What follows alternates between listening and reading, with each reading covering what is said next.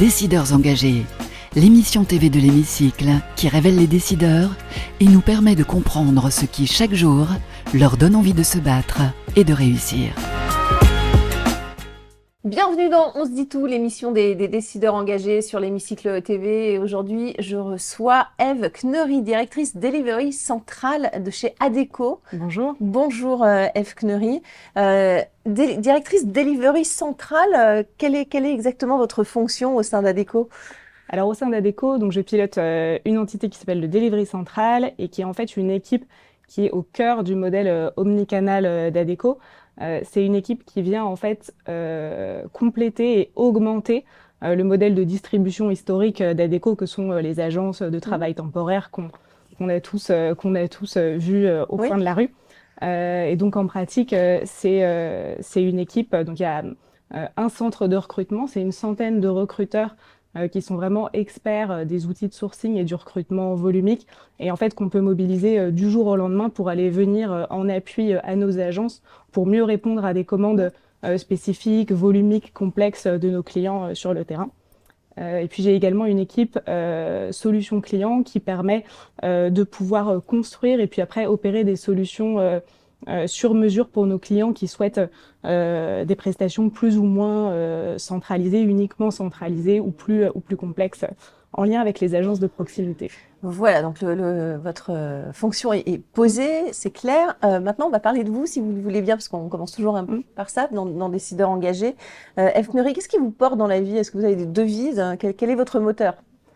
Alors, ce qui me porte, en tout cas dans mon quotidien professionnel, c'est le plaisir que je prends à exercer ce métier. Et puis plus spécifiquement, ça va être à la fois le collectif avec lequel je travaille, donc mon équipe rapprochée, puis mes pairs également. Et ça va être bien sûr le sens de ce que je fais. Puisque le rôle du travail temporaire, pour le coup, sur le marché de l'emploi est pour moi particulièrement important. Primordial même, bien sûr. Et primordial. Et peut-être un troisième point aussi, qui est la liberté et même presque la responsabilité que j'ai dans mes fonctions de contribuer avec mon équipe à chercher comment faire bouger les lignes pour avoir plus d'impact pour nos candidats et pour nos clients. L'intérim aujourd'hui se porte un peu moins bien que l'an dernier. C'est une tendance qui va s'accentuer selon vous Alors c'est effectivement un marché qui est plutôt en décroissance par rapport à l'an dernier. C'est un indicateur qui était préalablement, qu'on qualifiait d'indicateur avancé de l'économie, puisque quand l'économie se contractait, l'intérim était la première activité à se contracter et a redémarré aussi très très fort quand l'économie repartait. Depuis le Covid, on constate que ça fonctionne plus exactement comme ça, donc c'est un petit peu plus difficile à lire, puisqu'avec tous les mécanismes de sauvegarde de l'emploi qui ont été mis en place, l'intérim a moins ce rôle-là.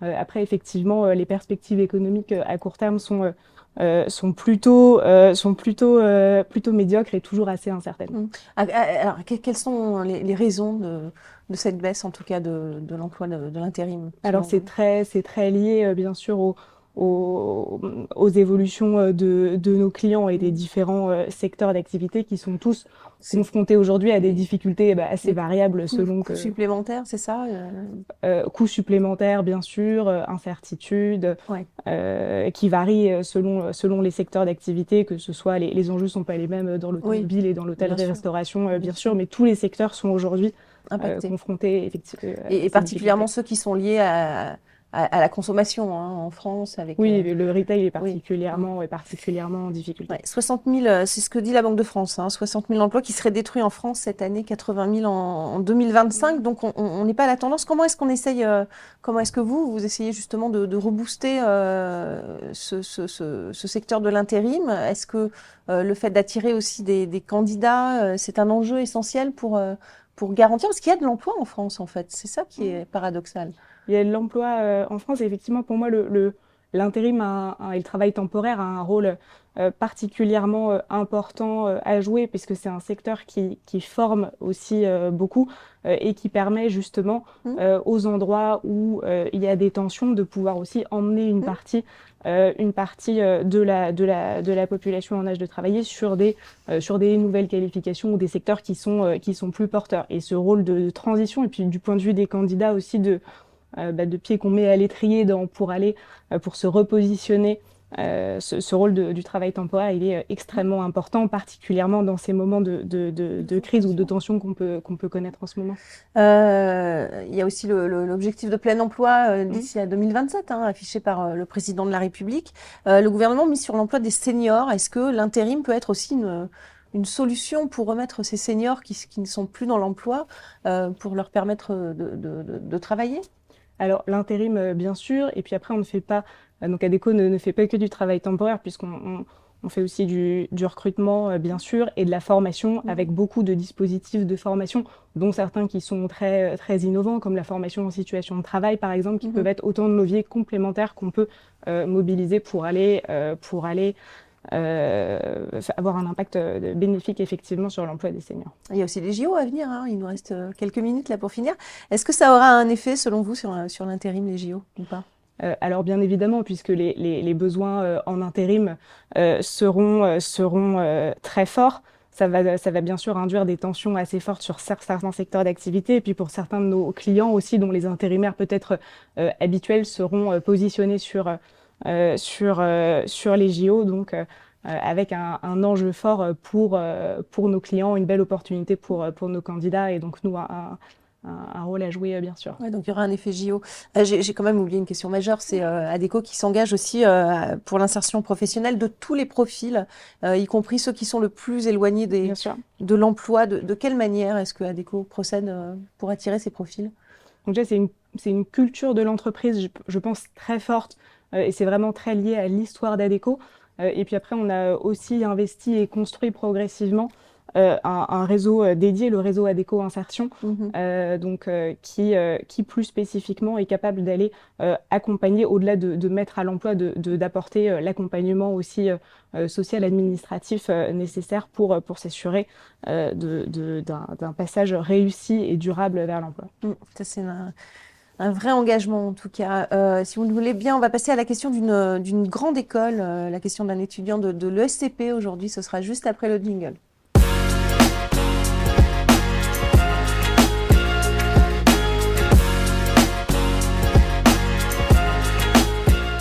La question de l'ESCP Business School pour vous, Ève Knury, c'est celle-ci. Quel est pour vous l'impact de l'intelligence artificielle sur le sujet de l'emploi et comment accompagner justement ses collaborateurs pour faire face à cette révolution digitale? Alors, l'impact de l'intelligence artificielle sur l'emploi, il sera très certainement massif. Quand on dit massif, c'est difficile à quantifier, parce qu'on a Goldman Sachs qui parle de 700 millions d'emplois impactés.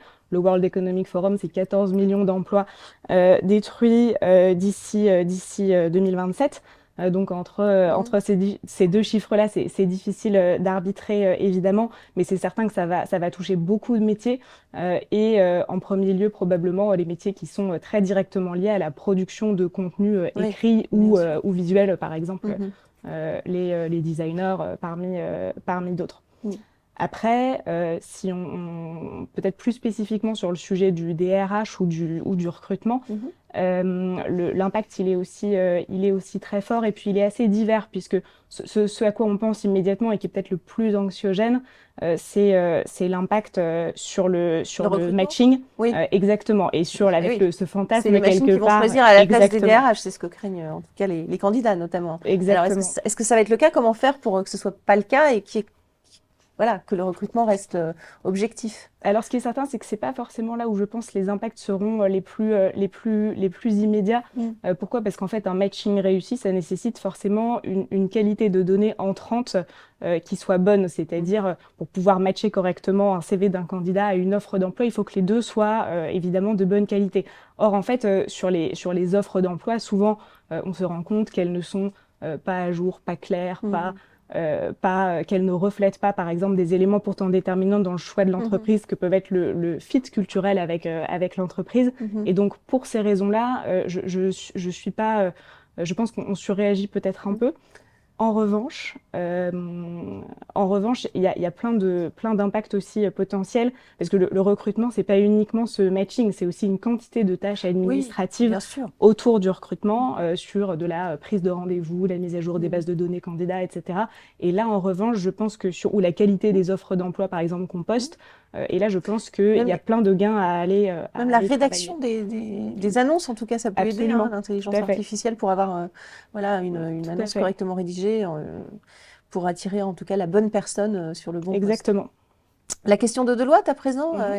Deloitte, évidemment, cabinet d'audit et de conseil, grand cabinet d'audit et de conseil, l'un des 4 plus grands cabinets d'audit au monde, et c'est juste après le jingle.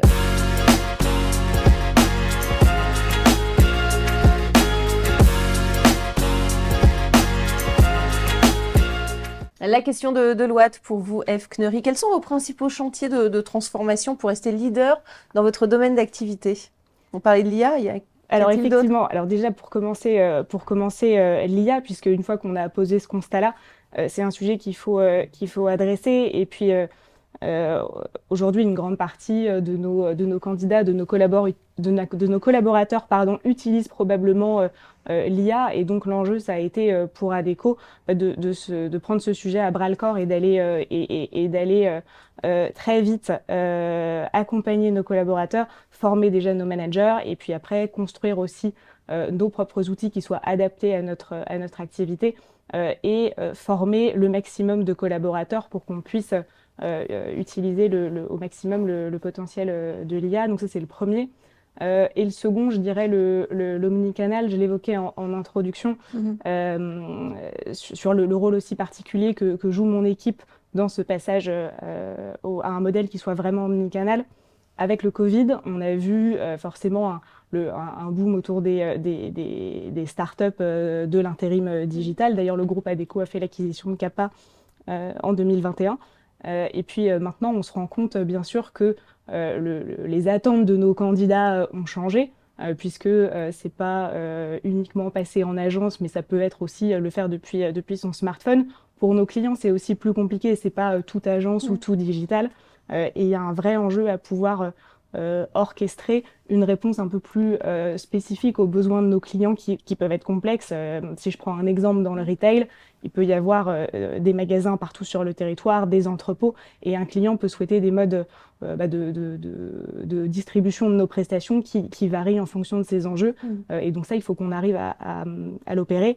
Et la conséquence de tout ça, c'est que ça fait changer, je pense, fondamentalement le métier dans les agences qui évoluent et qui doivent s'adapter à ces nouveaux modes de distribution.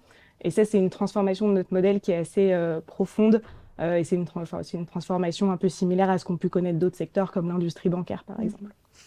La question de l'hémicycle à présent, les dernières questions. C'est vous qui allez la poser, cette question à nos politiques. Ce sera juste après le jingle.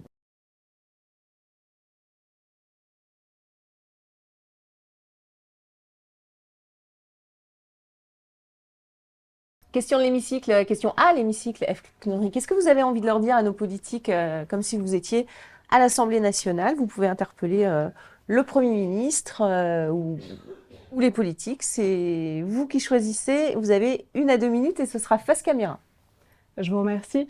La question que je voudrais poser, ou plutôt la conviction que je voudrais partager à l'approche du 8 mars, qui est donc la journée des droits des femmes, j'ai une conviction personnelle qui est celle que le congé paternité d'une durée égale au congé maternité est pour moi un levier fondamental, peut-être le plus puissant d'égalité professionnelle, tant sur le plan de la rémunération que des opportunités de carrière.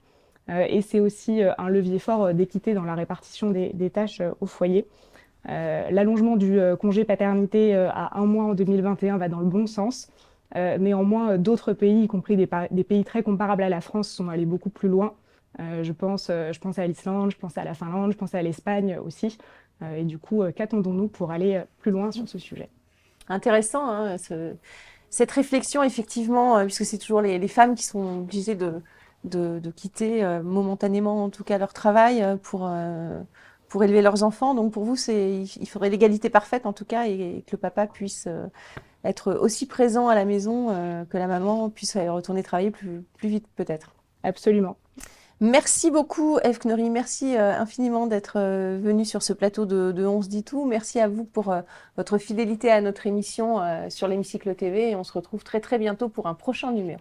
Décideurs engagés, l'émission TV de l'Hémicycle qui révèle les décideurs et nous permet de comprendre ce qui, chaque jour, leur donne envie de se battre et de réussir.